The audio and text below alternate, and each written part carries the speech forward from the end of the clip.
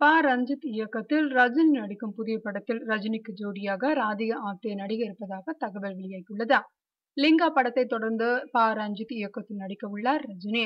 August மாதத்தில் மலேசியாவில் படப்பிடிப்புகள் தொடங்க உள்ளன. இன்னும் பெயரிடப்படாத இந்த படத்தில் ரஜினி ஜோடியாக தீபிகா படுகோனே அல்லது சோனாட்சி சின்ஹா நடிக்கலாம் என கூறப்பட்டது. இருவரும் ஏற்கனவே ரஜினியுடன் ஒரு படத்தில் நடித்துள்ளனர்.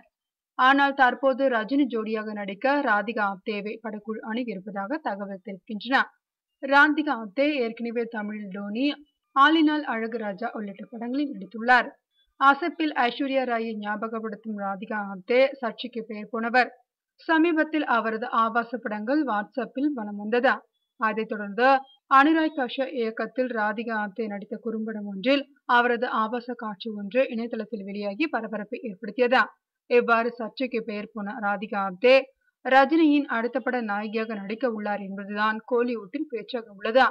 ஆனால் இது தொடர்பாக அதிகாரப்பூர்வ அறிவிப்பு எதுவும் வெளியாகவில்லை என்பது குறிப்பிடத்தக்கது.